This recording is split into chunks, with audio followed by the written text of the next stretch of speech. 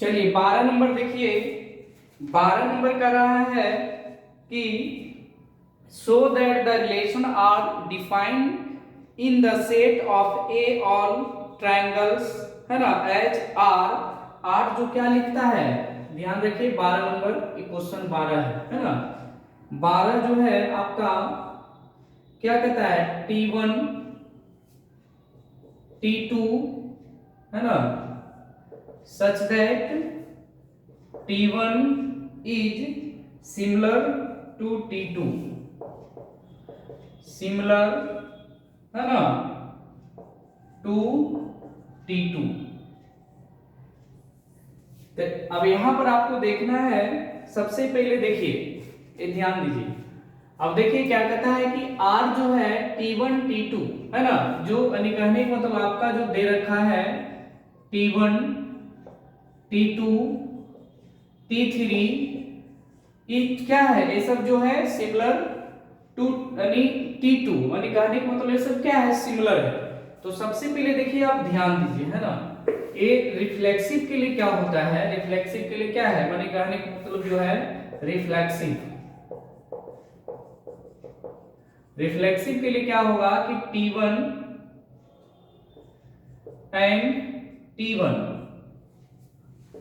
है ना belong to R, तब तो रिफ्लेक्सिव है। नेसेसरी है कि अगर मान ले T1 है T2 है तो यानी क्या है, सिमिलर टू माने दोनों क्या है, एक बराबर है। तो हम यहां लिख सकते हैं कि ये क्या है आपका, ये रिफ्लेक्सिव है, माने R इज रिफ्लेक्सिव।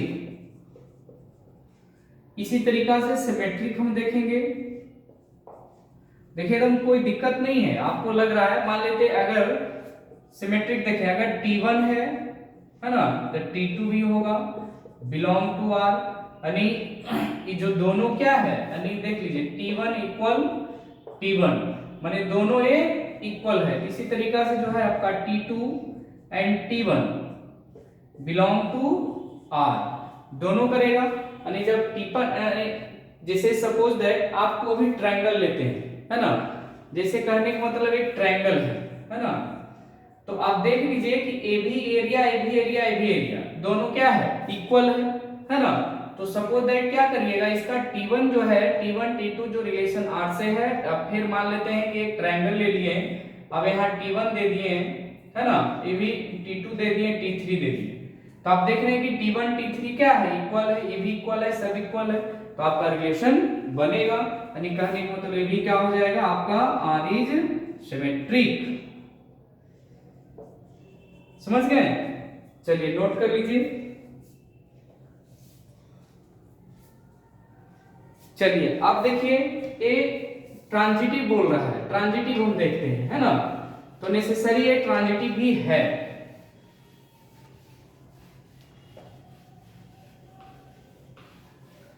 अब देखिए ट्रांजिटिव में क्या है, अगर कोई भी रिलेशन T1 है ना, T1 and T2 belong to R, तो इसी तरीका से क्या हो जाएगा T2 into T3 belong to R, तो T1 और T3 जो है बिलोंग टू R, ये तीनों का रिलेशन बन रहा है ना, क्योंकि क्या है एक सिमिलर है, यानी कहने का मतलब जो आपका T1 जो है एंड T2 क्या है, सिमिलर है, और इसी तरह से T2 एंड T3 यानी कहने का मतलब T1 सिमिलर T3 है ना। तो अब हम कह सकते हैं ये जो क्या है आपका ये ट्रांजिटिव भी है, इसको सिमिलर का चिन्ह दिया जाता है। समझ गए, तो चलिए इसी तरीका से जो हम लोग 13 में चलते हैं, ठीक है। तो आप इसको ये क्या है, सिमिलर है, एक चीज रुक जाइए, यहां पर भी और कह रहा है, आप यहां लिख सकते हैं R इज ट्रांजिटिव, ये आपका ट्रांजिटिव भी है। अब देखिए इसमें क्या कहता है, एक मिनट, कहता है इक्विवेलेंस रिलेशन, तो नेसेसरी क्या है आपका एक इक्विवेलेंस रिलेशन है, इसको आप मिटा दीजिए, इसको मिटा दें। चलिए माने कहने का मतलब ये क्या है, इट इज इक्विवेलेंस रिलेशन,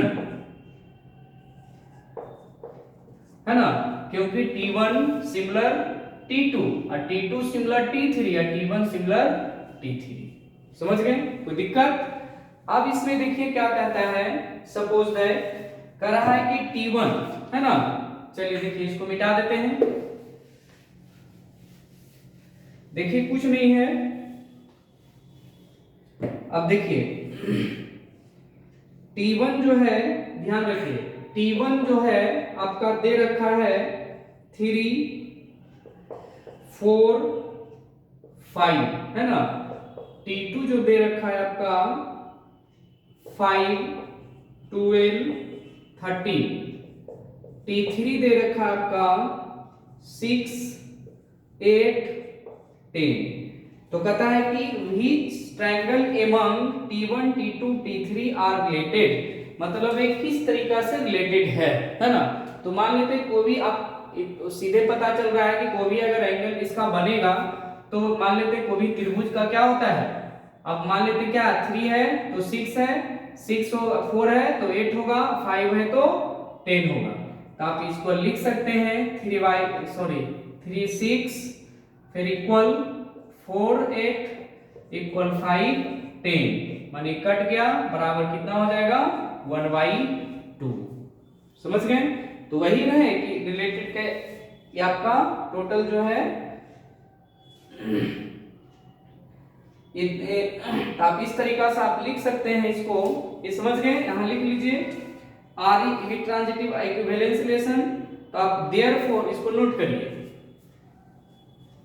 लिख लीजिए therefore the corresponding sides of triangle there, है ना, इसको मिटा दें।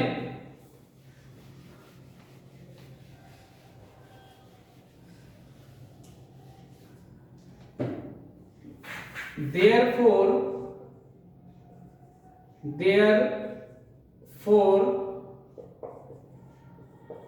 corresponding sides of triangle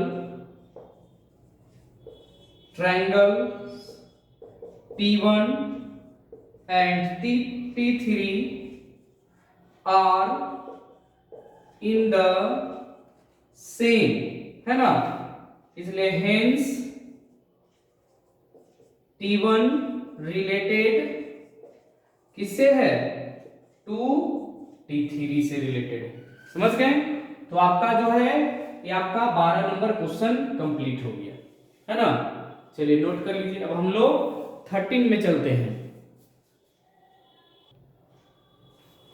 चलिए 13 नंबर देखिए, सबसे पहला 13 नंबर क्या कह रहा है, ध्यान रखिए। 13 नंबर कहता है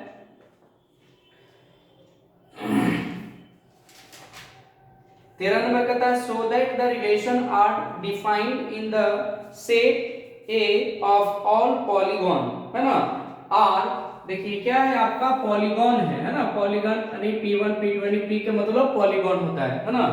तो जी ध्यान रखिए such that P and P2 have same number of side, क्या है, सेम नंबर ऑफ साइड्स, इसलिए कहता है is an equivalence relation what is the set of all elements in are related to the right angle triangle it with sides 3 4 5, है ना। तो सबसे पहले देखिए रिफ्लेक्सिव के लिए क्या करते हैं, रिफ्लेक्सिव। अब रिफ्लेक्सिव देख लीजिए, कहता है कि अगर मान लेते हैं कि कोई भी मान लेते हैं पॉलीगन है, तो देखिए कोई भी ट्रायंगल या क्वाड्रिलेटरल हो, है ना, या राइट एंगल चाहे जो भी है वो सब क्या है, एक पॉलीगन है ना। अब जैसे 3 है, 3 साइड है तो तीनों इक्वल है ना, या मान लेते हैं 4 है तो 4 4 इक्वल होगा, है ना। तो एक चीज आपको ध्यान देना होगा कि सबसे पहले देखिए क्या है, जैसे P1 और P2 तो इक्विवेलेंस रिलेशन क्या हो जाएगा, यानी P1 है तो P1 का भी रिलेशन होगा, क्योंकि रिलेशन क्या बनेगा, इक्विवेलेंस बनेगा, यानी क्या आएगा, सेम नंबर आएगा ना। मान ले 3 है, तीनों त्रिभुज क्या एक सेम नंबर आएगा ना, कि दूसरा तो आएगा नहीं। मान ले 3 है तो 3 है, 3 है तो 3 है, तो इसकी जो साइड्स जो होगी वो क्या होगी, सेम होगा, यानी कहने का मतलब वो इक्वल होगा। तो या चाहे कोई भी ले लीजिए, क्वाड्रेटल वगैरह सब जो भी सब वो सब क्या है, पॉलीगन है। तो हम लिख सकते हैं P1 एंड P2 क्या है, is same number of sides, है ना, इसलिए R क्या हो जाएगा, R इज रिफ्लेक्सिव।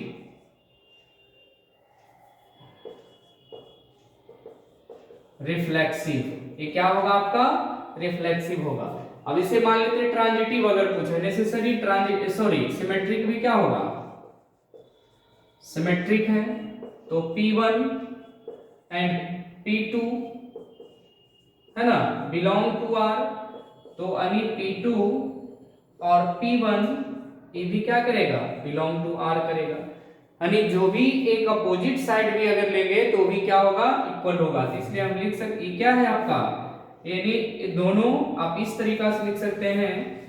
एग्जाम में अगर लिखना है तो लिख लीजिए P1 है ना, P1 इज क्या है, P1 is the same number of sides, है ना। फिर P2 भी लिख सकते हैं, P2 is the same number of sides. इसी तरीका से हम लिख, यानी कहने का मतलब आपका ये सिमेट्रिक भी है। तो आप लिखिए कि R क्या है, R इज सिमेट्रिक, ये भी आपका सिमेट्रिक है। चलिए इसी तरीका से हम ट्रांजिटिव देखते हैं, है ना। ठीक है, चलिए नोट कर, अब इसमें हम ट्रांजिटिव देखते हैं। यहां पर P1 एंड, एक मिनट रुक जाइए, इसको ऐसे लिख सकते हैं P1 and P2 is the same number of sides, या P2 and P1 is the same number of sides. इतना लिखिएगा तब आपका आंसर जो है आप अच्छा नंबर आपको मिल सकता है ना। चलिए हो गया। अब इसमें हम ट्रांजिटिव देखते हैं। तो आप ट्रांजिटिव के लिए आप नेसेसरी है अभी देख लीजिए, यानी P1 है ना, P2 बिलोंग टू R, तो क्या होगा, P2 किससे रिलेशन रखेगा, P2 and to P3 belong to R, इसलिए P1 यानी polygon, P3 belong to R। Necessary है, दोनों क्या है, एक दूसरे से बिलोंग्स करेगा, को भी रहे, तो ये आपको आप ऐसा कह सकते हैं कि ये भी आपका क्या है, एक ट्रांजिटिव है। सेट्स ऑफ ऑल ट्रायंगल्स, समझ गए। तो इस तरीका से जो है आप 13 का यानी आप लिख सकते हैं क्या, R इज इक्विवेलेंस रिलेशन, इसलिए the elements in are related to the कौन सा angle, right angle triangle T with sides, है ना, T विथ साइड्स क्या था, 3, 4 एंड 5। R दोज क्या है, एक पॉलीगॉन होगा, कोई भी ट्रायंगल आप ले लीजिए, चाहे रेक्टेंगल ले लीजिए, चाहे आपका राइट क्वाड्रेटरल ले लीजिए, है ना। तो ये सब क्या है, एक पॉलीगन है विच हैव 3 साइड्स, समझ गए। अब राइट ट्रायंगल में कितने साइड होते हैं, 3 साइड्स होते हैं।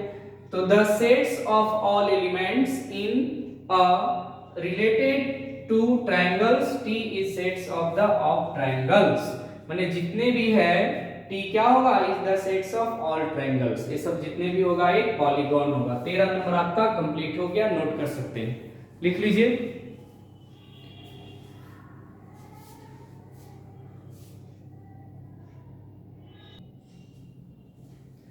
चलिए देखिए 13 कितना नंबर दी, 14 नंबर का है ना, यानी कहने का मतलब जो है L1 L2 such that L1 is parallel to L2 necessary. फिर कहता है कि यानी जो L1 है और L2 यानी एक पैरेलल है ना, तो जब दोनों सेम होगा तो क्या होगा, वो रिफ्लेक्सिव होगा। यानी रिफ्लेक्सिव वही है कि L1 का रिलेशन L1 से, है ना। अब दोनों का जो पैरेलल लाइन है, पैरेलल क्या है, इस टाइप से जो है L1 और L2 ये क्या है, एक पैरेलल है। यहां से मान लेते हैं ये L1 एंड L2, तो पैरेलल क्या है, एक सेम होगा, है ना। तो समझाने की क्या जरूरी है, चलिए तो क्या लिखेंगे, R क्या होगा, एक रिफ्लेक्सिव होगा as any line L1 is parallel to itself, यानी L1 belong L1 to R, तो इसलिए R इज रिफ्लेक्सिव। लेट अब L2 सिमेट्री के लिए क्या होगा, यानी L1 and L2 belong to R, तो L1 इज पैरेलल लाइन किसका होगा, L2। अब फिर L2 जो है आल्सो L2 पैरेलल लाइन किसका होगा, L1 का। मान लेते हैं, देखिए अगर इस टाइप से है ना, यानी ये आपका L1 है और L2 है, तो अगर इसका पैरेलल लाइन L2 है तो L1 का भी पैरेलल लाइन L2 का भी पैरेलल लाइन आपका L1 होगा, है ना। तो नेसेसरी क्या हो जाएगा, ये आपका L1 into L2 belong to R, इसलिए therefore R क्या है, सिमेट्रिक है। अब हम लोग ट्रांजिटिव में चलते हैं। ट्रांजिटिव में क्या होता है, यानी L1 into L2 and L3 L2 L3 belong to R and क्या होगा, L1 है ना L3 belong to R, समझ गए। तो आप इसको इस तरीका से लिख सकते हैं, इसको मिटाते हैं, ये मिटा देते हैं। देखिए आप इसको आप ऐसे लिख सकते हैं कि L1 क्या है, L1 इज पैरेलल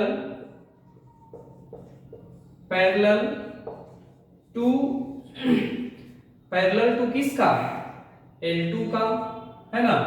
मानी कहने का मतलब L1 एंड L क्या है इसका, फिर इसी तरीका से L2 पैरेलल हो जाएगा किसका, L1 है, फिर L2 parallel line L3 parallel line L2, फिर इसी तरीका से L1 पैरेलल टू L3, है ना। तो इस ये क्या है, एक आपका ये भी एक ट्रांजिटिव है। तो आप क्या लिख सकते हैं, देयर, इसलिए इसको नोट करिए, ठीक है। तो आप यहां लिख लीजिए,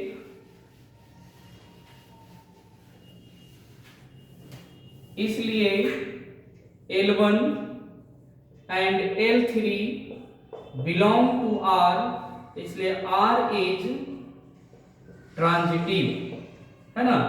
चलिए नोट कर लीजिए।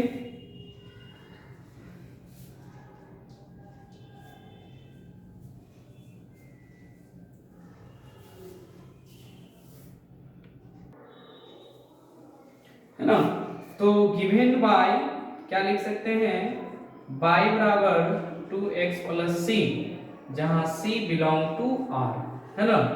तो इस तरीका से आप 14 नंबर बना सकते हैं कि R क्या हो जाएगा, इक्विवेलेंस रिलेशन है, the set of all lines parallel lines होगा, है द सेम स्लोप, है ना।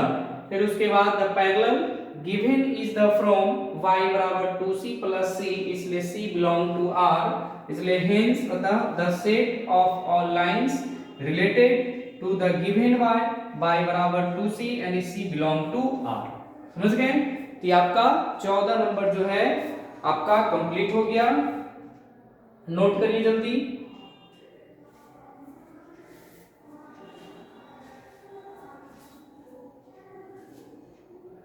हो गया, चलिए देखिए 15 नंबर में जो है R जो है 1 2 2 2 1 1 4 4 3 3 3 2, है ना। तो सबसे पहले हम रिफ्लेक्सिव देखेंगे, तो क्योंकि रिफ्लेक्सिव कब तब होगा देख लीजिए, यानी 2 2 1 1 4 4 3 3, है ना। यानी कहने का मतलब A बिलोंग टू R से कर रहा है, तो ये क्या होगा, ये रिफ्लेक्सिव है। यानी इसका for every A belong to 1 2 3 4, कहां तक है, 4 तक है, तो क्या कर रहा है, A से बिलोंग्स कर रहा है। अब ये देखना है कि देयरफॉर इसलिए ये तो आर इज, इसलिए आर क्या है आपका रिफ्लेक्सिव है।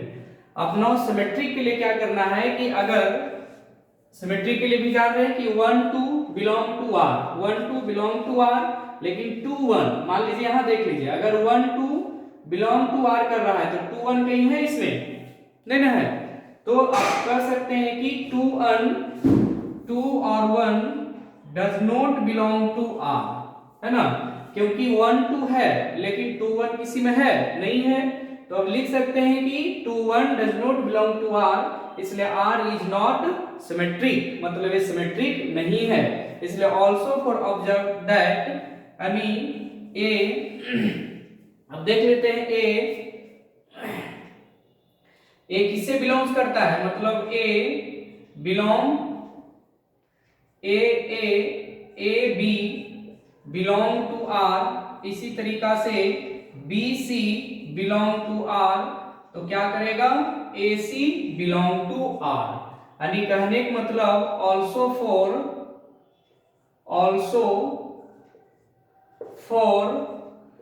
ए बी सी किससे है बिलोंग टू आर, है ना। तो एक चीज ध्यान रखिए क्या है, आर एक क्या है, एक ट्रांजिटिव है, आप यहां लिख सकते हैं आर इज ट्रांजिटिव। चलिए अब 15 नंबर नोट करिए, आपका ये बन गया, समझ गए।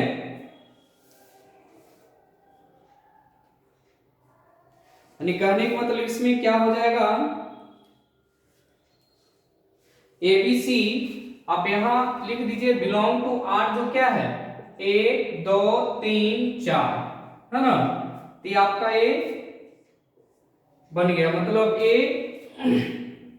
ए सी और उसके बाद यानी A C A B belong to R, B C belong to R, A C belong to R, इसलिए also for A B C belong to 1 2 3 4, इसलिए आर इज क्या है आपका ये ट्रांजिटिव है। मैंने कहने का मतलब ये देख लीजिए आर रिफ्लेक्सिव हो गया, और ये जो सिमेट्रिक, क्योंकि मान लेते 1 2 है तो 2 1 तो कहीं नहीं है, तो आपका ये सिमेट्रिक नहीं है। चलिए नोट करिए इसमें,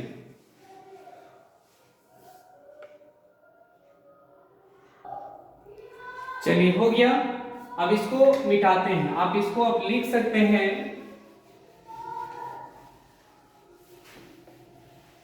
इसलिए क्या है लिखिए आर इज रिफ्लेक्सिव,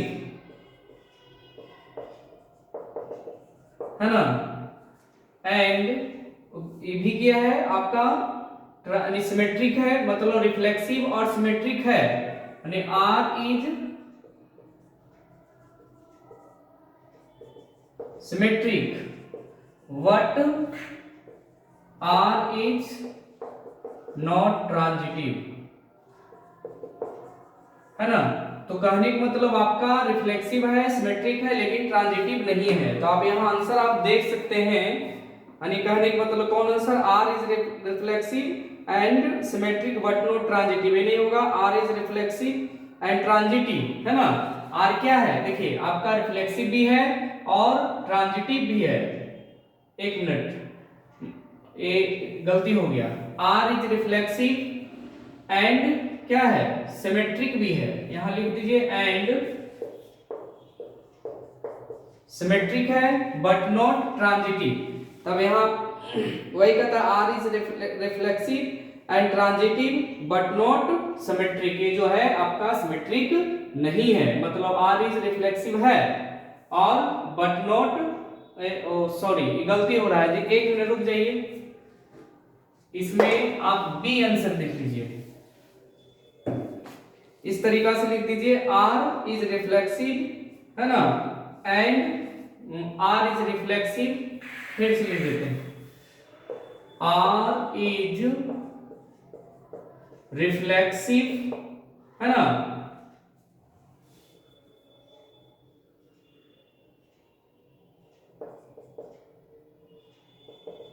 रिफ्लेक्सिव, और उसके बाद जो है एंड ट्रांजिटिव